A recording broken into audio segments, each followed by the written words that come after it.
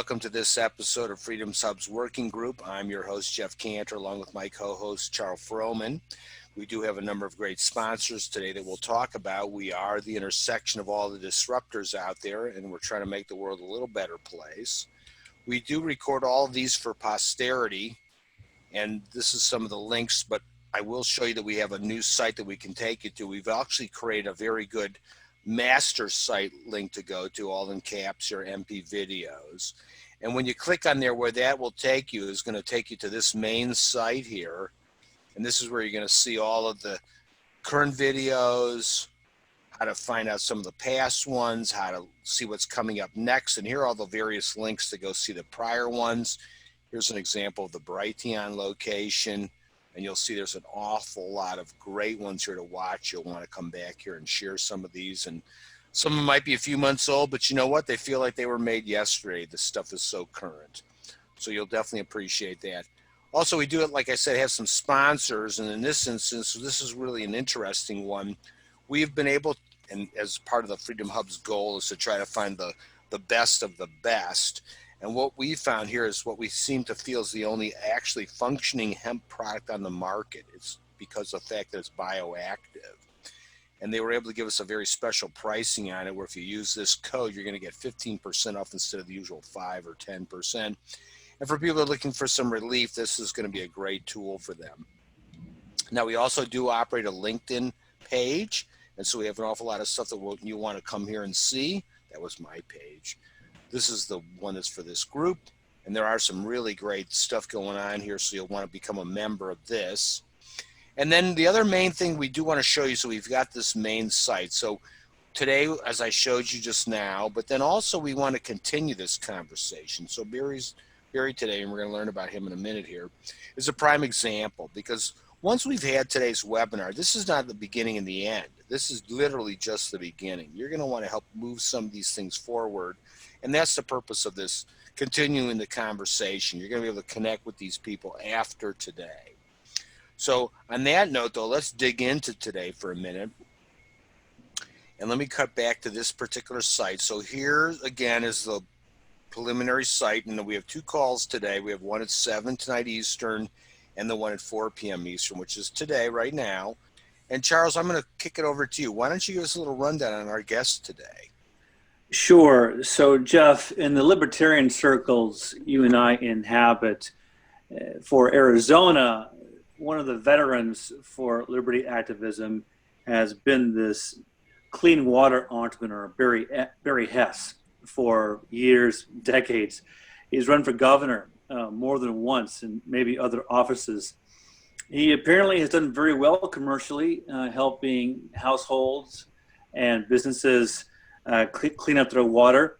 And through that venture, he has discovered how polluted the water is and how political that pollution is. And recently in the news, this issue has given activists some hope, because a judge has just ordered the Environmental Protection Agency, the EPA, to look at some of the damning evidence about the toxifying of our water from fluoride and other pollutants. And it's an old issue. So anyone with common sense should wonder, why is this issue still around? Isn't the evidence pretty solid that, clean water is a good thing and these toxins aren't? Apparently it's an issue that never gets any progress. And it's similar in a dynamic sense with other issues. With 5G, the FCC is about to rule on whether to reopen its docket on to acknowledge legitimate health threats of electromagnetic radiation. We have the vaccine wars with mandates and the warp speed rushing to approval. In so many areas, we have corporations capturing the regulatory process and harming us. And so-called libertarians, in many cases, don't seem to care. Well, Barry's not one of them. There is a subset of us that really do dislike crony capture of the regulatory process to the detriment of our lives and liberty and health. So, Jeff, I'm excited to hear Barry enlighten us on this issue. Yeah, it's a fantastic setup, and it is a horrifying situation. Barry, I'm going to stop sharing and I'm going to give you control of the screen. Okay. Let's talk a little bit about what the problem actually is. And the problem, I think, is most clearly noted as we've got a whole bunch of contaminants in our water. In fact, our tests all over just in the United States, we have found over 900 different contaminants that are detrimental to the body, which is amazing because the EPA will test for 33 or 34. Now, they may have plus or minus that in the interim since I looked at those numbers, but it's woefully inaccurate.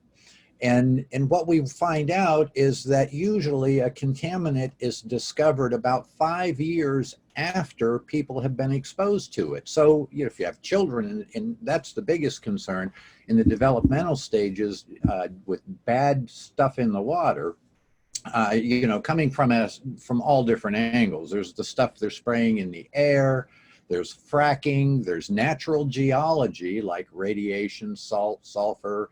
Then you have agricultural waste products, pesticides, chlorine, and then industrial waste that you see government kind of covering for. And all of these things find their way into our water supply. And how they do that is generally from the air or the ground. They soak in and they go into an area that is called an aquifer. It's like an underground river that runs pretty much everywhere. There's very few areas that are not covered by an aquifer, so you can dip down a well. If you go deep enough, you can find water. Well, all of these contaminants, as it rains, the water, it's pushed down into the aquifers. Along with that, you'll see the human waste, byproducts and the products from the sewage system. Because we reuse so much of our water, people have no idea that we used to call it the flush to faucet cycle, which is kind of gross, but that is the truth. Out here, it's about 11 days that somebody else was either flushing or brushing with the water coming out of your faucets.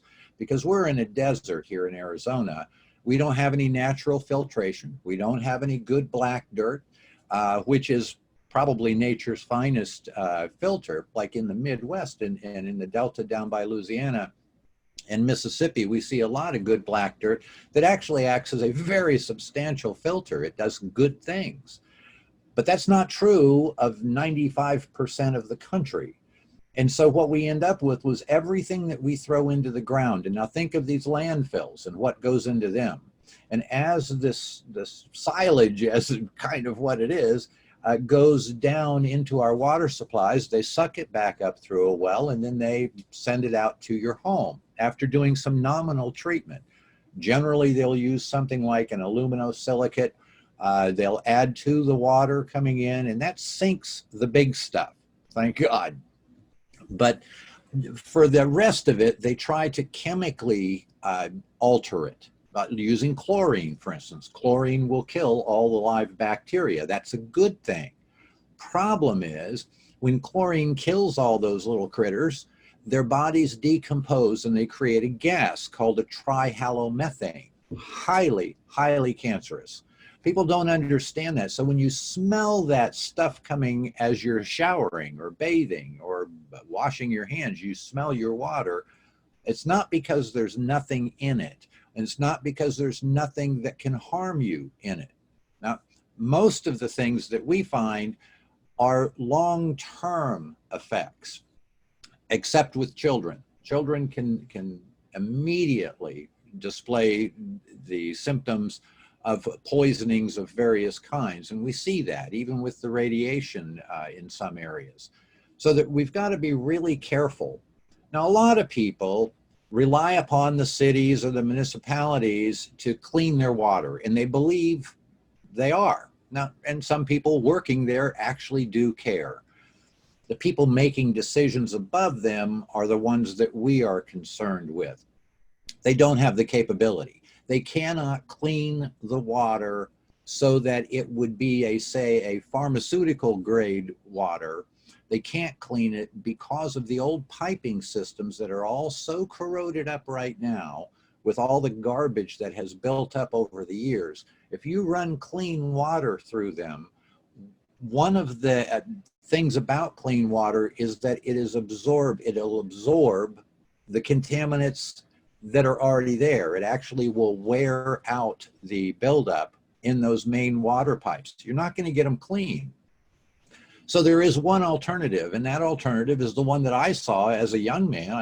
When I bought my first house out here in Arizona, one of the first things I put in was a water treatment system. Then I got into the water treatment business after I realized everybody needs clean water. And so after years and years as a salesman, I was in the field for 14 years. 10 of those years, I was the number one salesman out of about 40,000 salesmen nationally. And I'm not bragging, but I think that what I found from our conventions when we would all meet and get together was that I was one of the few who actually owned our systems. That's why you have to know the effects in order to, share those with others. And so to me, then they got me into sales training for a very long time. And now I have my own company, and we've been actually doing business since 1980, but it's primarily commercial. What we're doing now is moving more heavily from our commercial to residential, because that's where the big need is. And that's what we're doing. We're actually putting our smallest commercial systems in people's homes.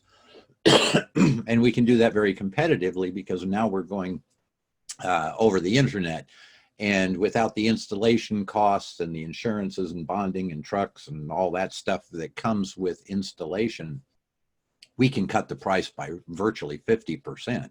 So that's exciting to me. But excuse me, I hope you can cut this out. I didn't mean to cough. I don't have a cough button. But what we'd like to talk about a little bit is a subject that really could be simplified. We've got something in our water that is at least, nobody can argue that it is at least potentially terribly dangerous. Those who know the science already know that it is dangerous. I'm just being politically polite. But we know there's something in there, and it is threatening all of our families. So the only thing we can do is point of use. That's where you use it. People have to take responsibility. Unfortunately, in our lazy society, so many people rely upon government to take care of them. They just assume, well, we'll ride it out until the government fixes it. Well, fluoride, great example. It's been since the 1940s. This has been going on. It's been known to be detrimental to human organic organisms. And since then, and there has been so much misinformation given out there and so many outright lies that it's incredible. So I'd like to go through a few of the things that we'll see, and we're concerning ourselves with fluoride, not everything else, where the EPA standards and all that nonsense they're absolutely bogus. And we know this because they've lowered them after a lot of lawsuits. It's very common in nature. Fluorine is the, on the, what do they call it? The chemical chart. I forgot the name of it just real quickly. But if fluorine is the basis for something called fluoride, do not confuse them. Fluorine is all over the place. It's like hydrogen. It is very, very common. It's very natural. But fluoride, I should say that fluorine actually attracts calcium, and it combines with hydrogen to form hydrogen fluoride. Many people don't have any idea of what this does. That's what starts affecting the body, is the fluoride. And how it arose was the Florida phosphate industry. So notice that around their phosphorus plants, their cement plants, the aluminum plants, fertilizer plants, places where they make them, around them, all the agriculture was dying. The animals were dying. And I'm talking cows. We're not talking little things. We're talking big organic systems like a cow dropping dead from this stuff. And there were lots of lawsuits. In fact, the contaminants from fluoride, the lawsuits surrounding that are more than all other contaminants combined. This has been a big issue. So why haven't you heard about it? It's covered up. There's not even a question. It is being removed. So because they feel it's sort of like on the same mentality of a bank being too big to fail. Well, they're saying it's too extensively used to back it up now. So nothing. And that's what's happened. There is some good news. I'll get to that. There is some good news because it's not going to stay the same. But I wanted you to have some kind of an idea of the effects and where it came from. The phosphate industry is huge, and yet it's virtually unknown.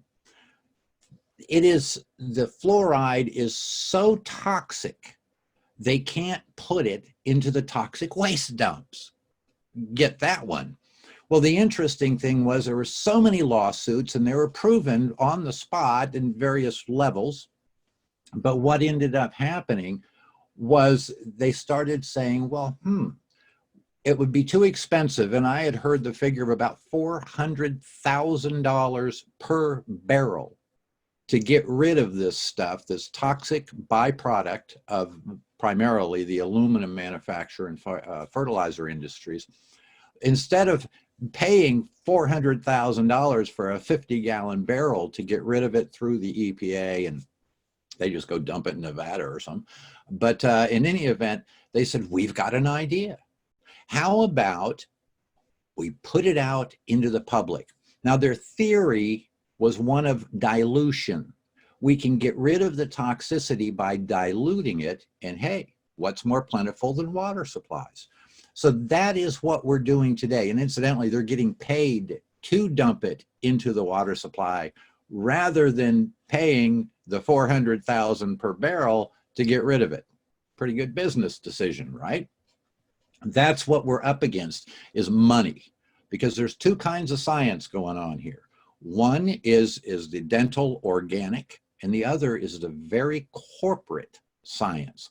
Corporate science is always manipulated, like all the doctors who did all the research and studies on cigarettes, asbestos, like the Mellon Institute. They're telling us all this stuff is good for you for so long. People bought so much, people suffered so much, and now we, of course, all know that it is not good for you. It is detrimental to the human existence. Whereas things like fluorine, and they're always trying to confuse the two. They are two completely separate animals. I mean, fluorine is in everything. It's in grapes, it's in crab, it's in shrimp. It's a non-starter. The fluoride, once you've chemically composed the fluoride, that's when it takes the death turn. Where fluorine is basically, it's a natural element.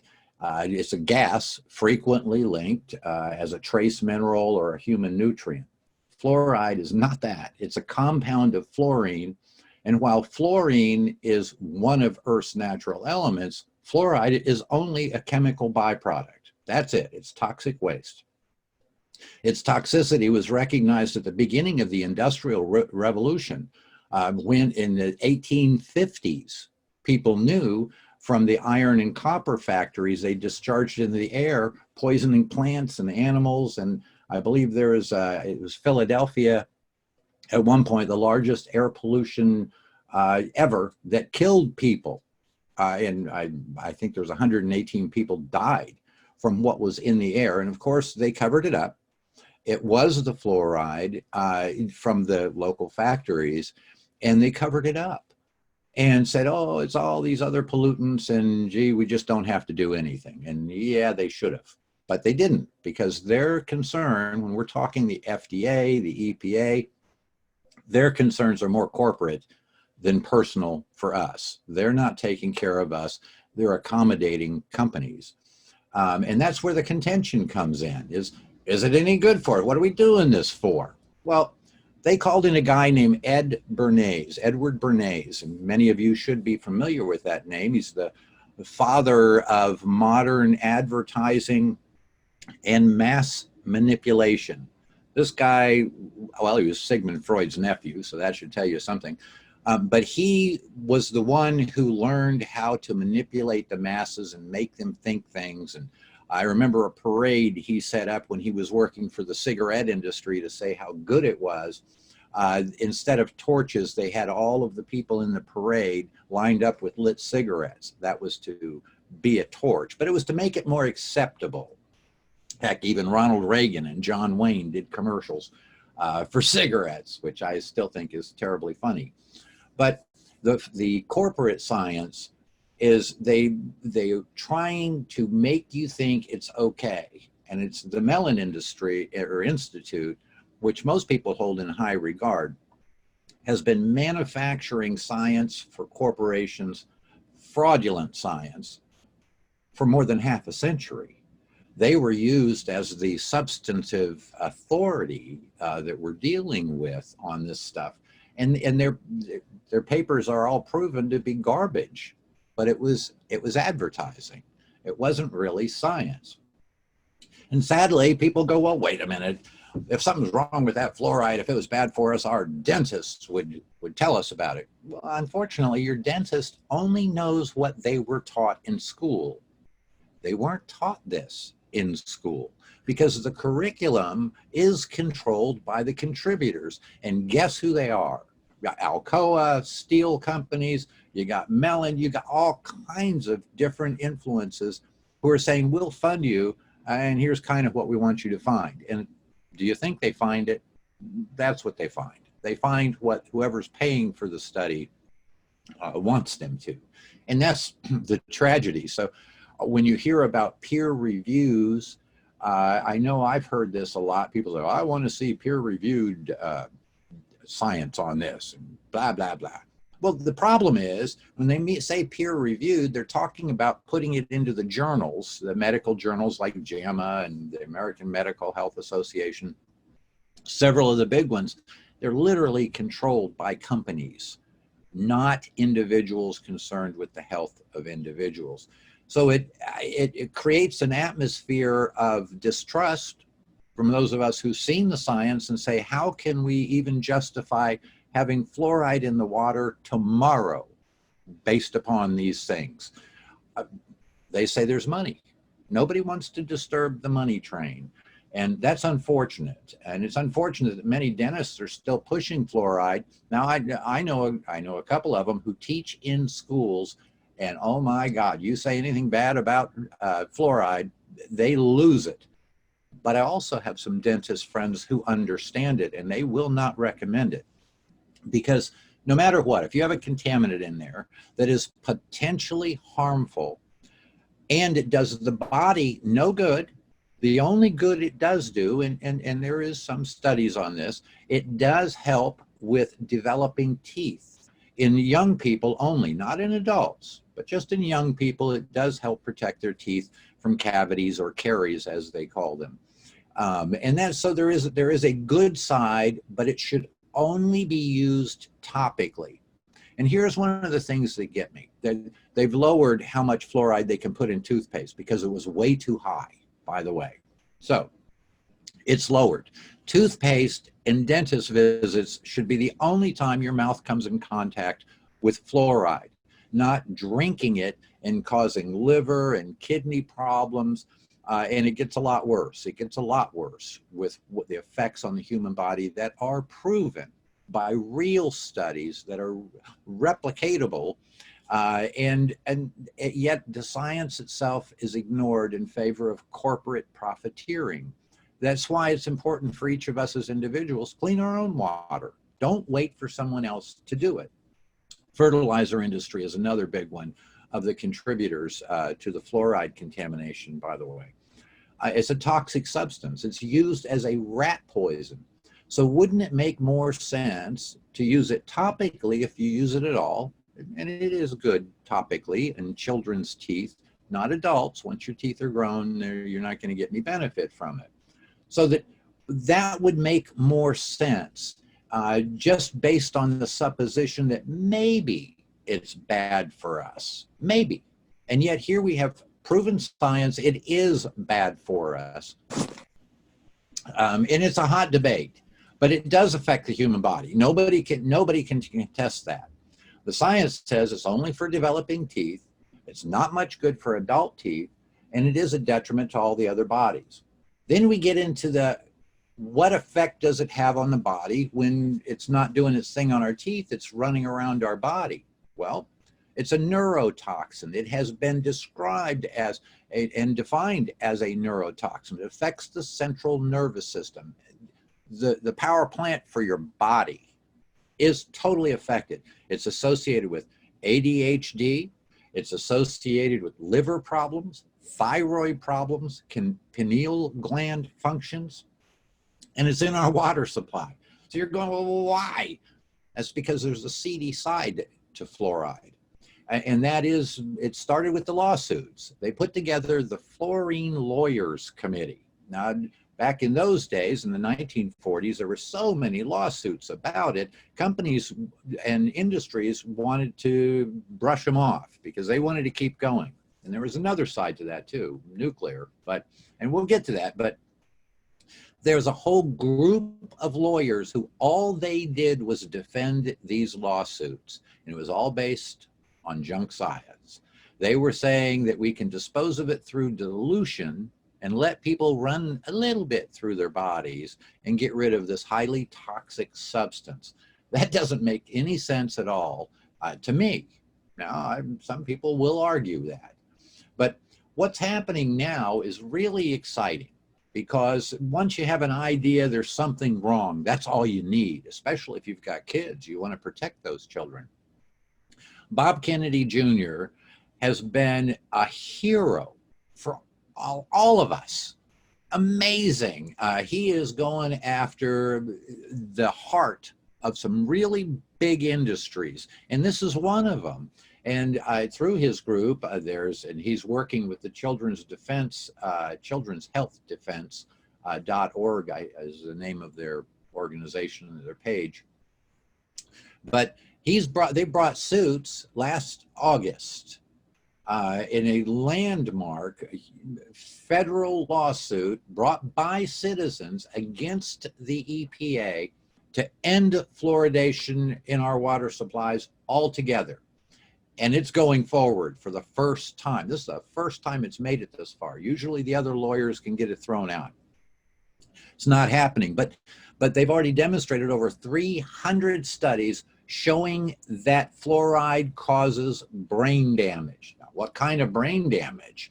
The brain damage is lowering IQs anywhere, and I've seen different studies, but they range from lowering an IQ point in your child, and this generally affects children, lowering them between anywhere from 4 to 12 points.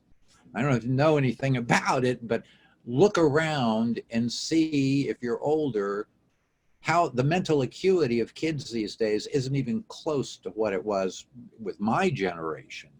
And I'm not saying we were smarter. Well, yeah, I am, but we weren't exposed to those things. And that's why. It's so that there's a nature, they're using it to dumb down people. I don't know that that's the objective. That's not what I'm saying. I'm saying that is the effect. That's what's going on. In this lawsuit with Bob Kennedy, I was so excited to read. I thought it was interesting. And how they put it. They put it the white coats for rent. That was the fake science. You know, here's what I want you to find. Now you go find out how you find it and come to that conclusion. And that's what's happening with a lot of the medical research and all kinds of research going on. But in this lawsuit, ironically, the EPA would not call their own experts. They called in the rent-a-science people because they knew, their scientists already knew how bad this stuff was. That's why they didn't want them on the stand because it would be exposed. But the good news was the prosecution called those same people, we found their names, called those same people into the trial and were witnesses. And as you might know, their professional integrity forced them to say things that the EPA didn't want them to say, which I think is incredible. They called witnesses that made no sense. And finally, even the EPA experts who were called as witnesses said they did agree. It is detrimental. There's not even a question. And that's why Dr. Donahue, she's in charge of everything for the EPA for drinking water. She says we need a reassessment worldwide, which is interesting because I think there's a lot of perception. People just assume that in every civilized country, there's fluoride in the water. Not true. Only 3 to 5% of Europe has fluoride in their water. Here in the United States, over 70% of our water supplies are fluoridated. And fascinatingly, the areas that are not are generally areas of higher intellect and education people, like, say, Scottsdale, Arizona. They've never had fluoride. They would not allow fluoride because the people were too smart there. They wouldn't do that. And I thought that's kind of an interesting example. But there are hundreds of them around the country of cities and towns that say we are not going to put this rat poison in the water supply for the general population. And so that's kind of interesting to me. But what they showed at that trial was disturbing to me because they showed conclusively that a mother, a pregnant gal, drinking fluoridated water, the fluoride goes into the amniotic sac and into the child's brain. It's one of the few times that it can get in there. And now you're talking about a kid who has a lower IQ. Is that what any parent wants? A little slow? And look around. We're seeing it far too many because in adults, for the first 6 months of our lives, we're developing something called the blood-brain barrier.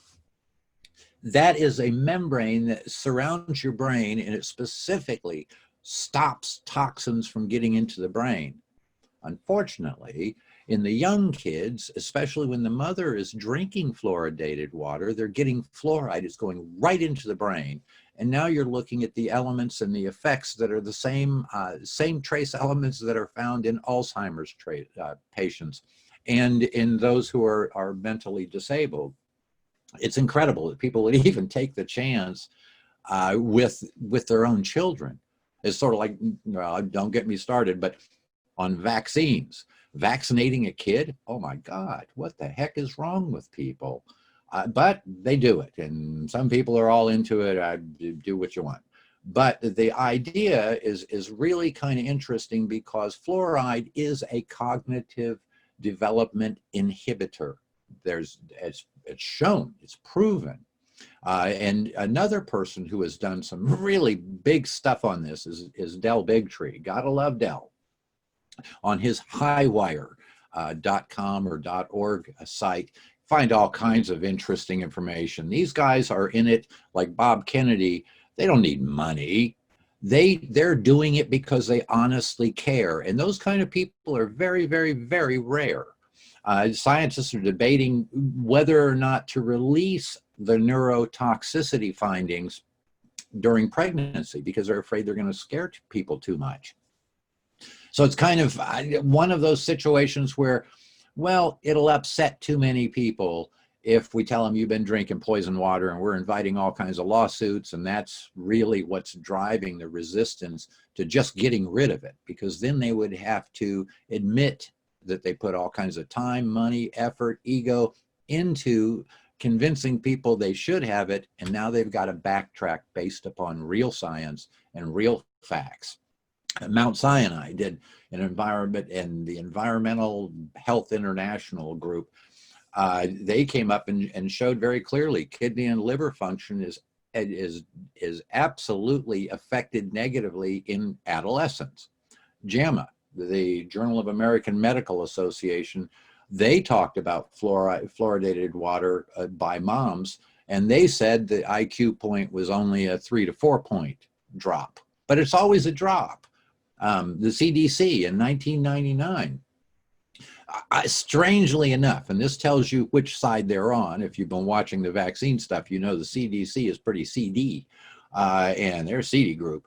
But they called fluoridation of the water in 1999, that's fairly recent in water history, one of the most important public health advancement measures in history. They said it was one of the top 10. And it's totally nonsense. It's like, here, why don't you just snort some bath salts? This will be good for you. And it's crazy, but that's what they're doing. We're talking money here. They were forced by the facts, and the EPA, incidentally, and it had to lower their standards for how much of this dispersal through dilution that they could handle. It used to be set at 0.7 to 1.2 parts per million. Once they got the facts, they knew they should just stop it altogether, but they didn't. They did lower it to the maximum of 0.7 parts per million. And so they figured, well, that's okay, because all it does is stain your teeth, or something called fluorosis. And the CDC tells us 41% of the kids, adolescents, have fluorosis. And that's a discoloring thing. That's one of the bad physical things that you can see about fluoride, is that it discolors the teeth. It doesn't make them weaker. Don't mistake me there. It actually does something good for the enamel. And that's it. That's why it should only touch the enamel, ideally. The dilution theory sounded good, to many people, and they let it go by. But think about it. Here in Arizona, it wouldn't be uncommon for someone to drink 1.5 gallons or 2 gallons of water a day. Their dose of fluoride is bigger than somebody who drinks a glass of water a day. There's no dosage control. And if you think that's not important, there's a reason the toothpaste industry, which puts fluoride in it, much of it, not all of them, some of them, put it in. They had to lower the amount they put in the toothpaste because of overdosing when combined with the water. That's what we're looking at, all these things and wondering, why is it even a question that it's in the water when we can topically apply it, get all the benefits, without ruining the rest of our bodies? And that just blows my mind. There's no dose control in the dilution theory. And the ADA and the medical establishments have invested a lot of money and a lot of their egos and their credibility on this. So they're fighting tooth and nail to try and still say, well, there's a good reason for having it. No, there's not. And it started, I think the first city that I know of that fluoridated was Grand Rapids, Michigan. And that was back in the 40s and 50s. And they knew even then it was going to be detrimental. This was an objective to get rid of the waste. And that's what they were after. And if you want to back this up, you can go and talk to your dentist and ask them what will happen when you get a fluoride treatment. And incidentally, that is pharmaceutical grade that the dentists are using. It is completely different than what's in the water. The water stuff is just the raw, unpolished form. But the stuff in the dentist's office, they'll tell you, swish it around your mouth a little bit and then spit it out. They'll tell you, don't swallow it because it might involve a trip to the morgue. I think dentists are actually, they do know of high toxicity. They won't let you swallow the little swiglet that they give you for your fluoride treatments. So it's really, everybody seems to know there's something wrong, but nobody seems to be willing to get rid of it. And you don't want to ingest too much of it. If you do overdose on it, then it can become detrimental to the enamel in your teeth. It's a fine line. The only benefits are while teeth are developing. It's not good for adults at all. So we've got a problem with dosing. We've got a problem with even using it where it can't be used, where it just burdens the body. And the contradictory thoughts is that adults should have it. But there is a small group that says, oh yeah, you need 3 or 4 milligrams a day or something as an adult. There's absolutely zero science behind it. That's part of the propaganda. And so be aware that if anybody says, here's a little bit of poison, it's good for you, be aware it's poison and use your common sense. How much poison is good for you? I hope there's not an argument on that end. But it's been proven to be absorbed by the pineal gland, which controls a lot of functions. We don't even know all the things that it does. The thyroid, it inhibits functions of these things. And so it has to be very, very carefully watched. Another thing that's come of it, when you ingest it into the body, is something called skeletal fluorosis, overcalcification of the bones. And this can be a problem, and it does take, 4 or 5 years incubation or growing before it becomes a major problem. But it also leads to things like arthritis and osteoporosis. And so that you just cannot understand why it's even there. It's also an endocrine interrupter. Disruptor is what they call it. The endocrine system is where you get all of the energy to run your body through your food. And yet people seem nonplussed, or those profiting from it always seem to say, well, it's not that bad. Well, yeah, it actually, one bullet or 5. That's the difference. There are a couple studies that I thought were really fascinating that I got to see and read. One was from Canada. One was from Mexico. They were released in October of 2018, and they pointed out the potential health problems from fluoride, which in a majority of U.S. communities is purposely added to our drinking water supply. They showed conclusively. The Canadian study showed that adults who are iodine deficient, iodine is good for the body, some of it, and they were adults who are iodine deficient and have higher levels of fluoride in their system have greater risk of an underactive thyroid. So we look around and we see the obesity that afflicts over 40% of Americans now. You have to wonder all these contributory factors. This is certainly one of them. The Mexico study found that mothers with higher fluoride exposure during pregnancy were more likely to have kids with symptoms of ADHD and other psychological or mental problems. And both studies were published in peer-reviewed, all that nonsense, of Environmental International, I think is who the journal that published them.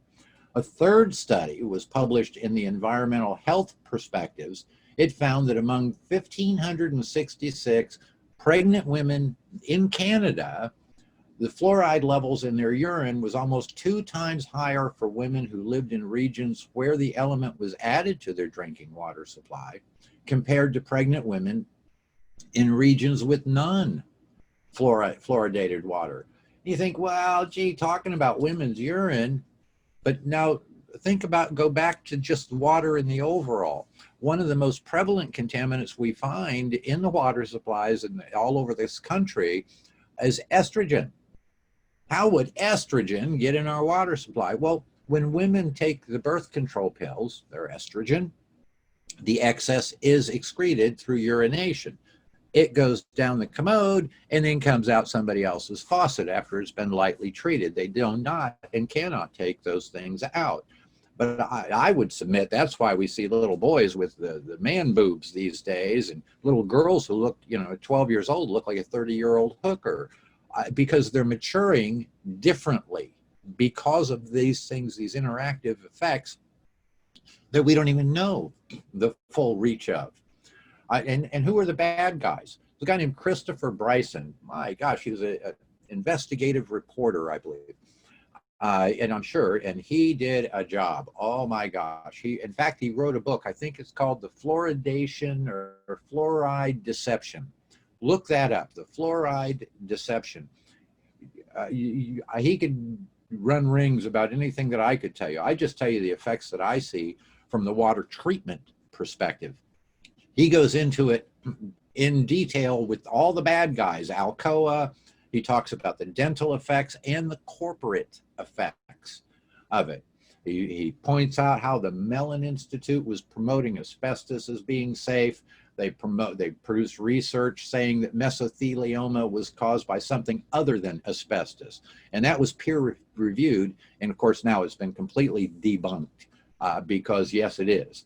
And you've seen the commercials on there. If you got mesothelioma, they're coming for you. They want you to get on the ambulance chaser. Lawyers are after you. So it's a really good one. In fact, we're going to post an interview with Chris. I thought it was great. Chris Bryson. He did a wonderful interview, and he lays it out. There's no getting around what's going. And this is a guy looking from the outside, doesn't speak of any medical proficiency, just common sense and seeing effect and results. So it's kind of really neat. They wanted to get rid of the lawsuits, all the big industries that had combined to form this lawyers committee to defend against fluoride, because it's the big biggie. And fake doctors. They had guys like Harold Hodge, and I remember Robert Cohey. These were renowned scientists. Turns out later they were for sale on not just this, but on several issues. They said 1 part per million in your water supply was safe through dilution. They were some of the people behind the original thought of this is how we'll sell it to the public. He was also the chief scientist in the atomic bomb, the Manhattan Project. What many people don't realize is that enormous amounts of fluoride are required for the nuclear industry, the development of the atomic bomb. So that the government, the military, had a vested interest in not having anybody badmouth fluoride, or at least getting rid of it from use. That was one of the other contributing factors that many people just don't see, all of these things coming together to lie about the same thing because it works in their favor if they can just get rid of it without the extra expense. And these two doctors, man, these guys, Hodge and Kehoe, they said, well, we can't let it be found detrimental. There's arguments about whether or not they should release the toxicity reports about pregnant women and the effect on the child. And obviously they didn't release them. These things were uncovered by Chris in his investigation, and thank God. But now we find it goes further. It goes into lung damage. It's profoundly toxic to the lymph nodes. So the Fluorine Lawyers Committee came up with all this nonsense thanks to Edward Bernays. He propagated for them. He ran the PR campaign for fluoride in the water. There was one of the great heroes was a guy I'll guarantee you haven't heard of. His name was George Walbart, doctor. And he was the first whistleblower. He was the first one to come out and say, here's what I've found in my practice from this fluoride. And you know what? This man who was thought very highly of, he was smeared, he was destroyed, lost pretty much everything by the media, who were following the corporate trail. They had to get rid of any dissenters. But he did us all a big favor because he kind of led us on to the idea, hey, you ought to take a look over here. And we have. Yes. Let me interject. What year was that? That was Walbart. I think that was 1952. So a long time ago already. Oh, yeah. This is all very old news. It is, I'm sure. And we're getting long on our time frame here. Oh. So needless to say, this is getting better and better by the minute as far as how positive all of what you're painting here. I'm being absolutely. It's terrible. So the reality is, so let's switch gears for a minute. What can we do? What's the fix right now for us to suddenly turn the pivot? Because obviously we're not going to get corporations to change. We're not going to get the government to change. We're not going to get advertising to change. What do we individually do to start turning the corner on a person-by-person basis right now? Well, I think that there is only one solution, and that is to take care of yourself. Take personal responsibility. Clean your own water, or only drink clean water. It is so essential to the body to drink water, to wash all the garbage out, so that you don't want to be bringing garbage in with it. But there is a simple solution, and it's the only one that seems to make any sense, and that is to clean it at point of use. Clean your own water. Do not wait for politicians. Let me ask you this question. So does that mean I want to buy like a bottled water, but then again, I'm showering and so on. So what am I really looking to do? Very good point. Because something like 17% of the water absorbed by your body is absorbed through skin surface absorption as you bathe. So you're one of the few who actually figured that out, or they breathe the gases there. You have to clean the whole house. Now, the reason bottled water is, as long as it's not fluoridated or, they don't add a whole bunch of garbage to it, is okay. Here's the problem. When you take a dish or a glass and you've washed it in the raw, what we call raw water, the municipal water, it leaves a film of all the junk in it that was in the rinse water, right? Well, so what happens, you put clean water in, clean water has an aggressive water molecule. It absorbs. So it's going to suck all the contaminants off the side of your glass that you can't even see and recontaminate it to some extent as you drink it. So the idea is to remove it from all of your water. Usually we do it at the water main. And I'm not talking softeners. Ours also softens, but we clean, filter, refine, and all that stuff. We actually take care of it because we have to pay attention for our commercial applications. Well, we've got that system, but that doesn't take it to the ultimate point. Then you would have a drinking system, and reverse osmosis is the only way that you're going to get rid of it, period, along with the arsenic, which is another problem. But I was going to ask that about reverse osmosis, because so it's interesting you steered right into it. So that's very good, because that's one of the key ones. And there are 100 different reverse osmosis units. That's just the process. The way they're built is generally junk. In fact, about 60% of our business is replacing somebody else's system. And I've got water customers, for instance, with ours going back to 1980. So I was going to say, so as you analyzed all these various ones that are out there, because I'm assuming, and that's part of having you here today, is to save all of us all that legwork to figure out what is the ultimate way we can do this. What's the criterion? I mean, what made those other ones a failure? Generally, cheap materials, like even in a softener or a filter, they'll use cheap carbons, and by cheap, I don't mean, I do mean price-wise for them, but they'll charge you a pretty penny, but they're actually inferior grade. They're things that didn't make it into the commercial grade. That's what you got to watch for. Or a membrane, which is the ultimate filter in a reverse osmosis unit. Their filtration, most of them are 5 microns. 5 microns, about the size of a hair. Well, the hair is a little bit bigger than the whole. Ours, for instance, are on such a commercial level that we have to go to 1/100,000th of a single micron. That's the filter hole. It scrapes the water molecule. We use that for our prototypical work for like circuit boards that have to be rinsed, that cannot have any kind of contaminants that'll jump a circuit on these miniature circuit boards. Sure. So that we go into the hyper clean area.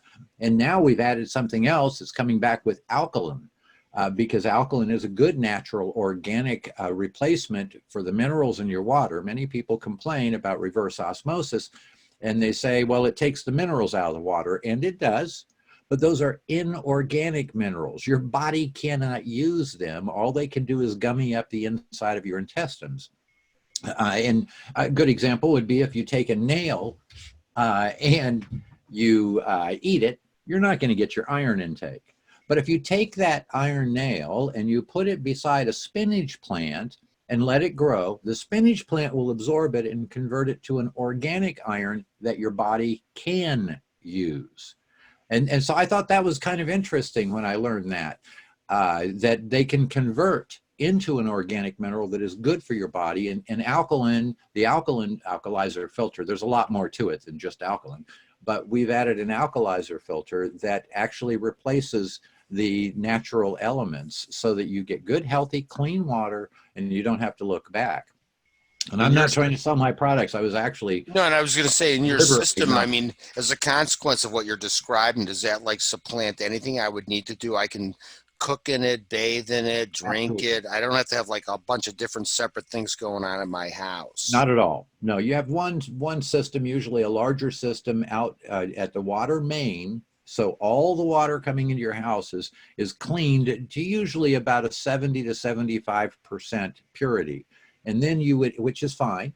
Ours actually go way above that. But then you would go into the reverse osmosis for the 98, 99% perfect And is it water. processing all of the water, your shower, everything has to go through that Absolutely. reverse osmosis as well? Oh, right. Before the Okay, reverse osmosis, you would have it, the processed water, right. uh, And going then into all your faucets and washing your car without spots and all that stuff. well, in other words, is everything going through the reverse osmosis as well? You're not drinking or using any water whatsoever unless it went through everything. No, the reverse osmosis is it's a pressure determined amount. And we can usually produce anywhere, the highest that I let people go is 24 to 25 gallons a day is what they'll produce. Now they have a 2.5 gallon storage tank because it produces water at about the rate of drip, drip, drip. Mm. That's how fast it produces it. It would be absolutely uneconomical to try and do a whole house in reverse osmosis, and you would have to change all your plumbing to the highest quality stainless steel instead of copper. That's not happening. That's not happening. So with that reverse osmosis, so that's for the drinking aspects Drinking, of what you do. cooking, cleaning, ice cubes. So is that like a separate unit that's installed like right where the actual potable waters to start to emanate? It's usually a third faucet over at the sink is where you Okay. see it most commonly. A People little kind skinny of faucet that you see, that's sure. and don't be fooled, that faucet's sold by a lot of filter companies that just have a little carbon filter under the Right. sink. Pretty Anything is nominal. better than nothing. Don't get me wrong. You No, put I appreciate that. So better than nothing. from a dollars and cents standpoint, because obviously it's not like I'm saving money by cutting my energy in half or what have you. So this does add some cost over and above my cost of water. Is it an expensive proposition? Well, they can get pretty expensive, but there's an offset. The offset is that you use like a third less of your detergents and soaps and all the cleaners that you would normally use that have the heavy phosphates in them. You use about a third as much when you have clean water. So it saves money. And I remember a study back in the 1980s said that it would save people about $90 a month to have clean water in their home over what they're spending. Now you've got to take that $90 a month and put it into something, and because you got to buy the system. System, sure. And the systems with the reverse osmosis and the whole house system, generally right now, just for a softener, you're looking at 5,500 to 6,000. You get into the processors and commercials, you can get up to 7,900. I think is the highest price I've seen. And I will brag a little bit because we designed our system. In fact, our reverse osmosis system was designed by the guy who invented reverse osmosis, Ray Moses, a very good friend of mine. And he did it when he was in the Navy, going to Diego Garcia out in the middle of the Pacific Ocean. And they were toting distilled water. In those days, they just distilled the water to get it clean to send over to the troops so they could drink clean water. Well, it was very easy to contaminate a whole ship full of distilled water. But he was out, I don't know what he was doing out on the deck, but he noticed the albatrosses were out there thousands of miles at sea and wondering how they could do this. Well, it happens that the seagull and the albatross are the only two critters in nature. They scoop up seawater. They have a membrane in their throat that they squeeze the water, the bad stuff, or they squeeze the water and swallow it, and they spit out the salt. And the bad stuff, that's where reverse osmosis comes from, is from that process in real nature, which I always think is kind of funny. It's a great fun fact. So what does it cost us from a home perspective? If I'm a homeowner, what would it kind of run me to engage in such a thing? Oh, usually you can spend, to get a good solid one, you're going to spend about $6,000 from the usual companies. And a lot of that is because of the installation costs and all the associated insurances and bonding and all that stuff. Why we can cut our prices in half. We're, I think, at $3,400 for both units. Plus, we are now looking to see if we can cut that further, and I think we're going to be able to cut it down to about $3,000 for the entire system, and we just ship it to people and anywhere in the country, and then they have it put in locally, or they put it in themselves. They're not difficult. I couldn't imagine it being too complicated.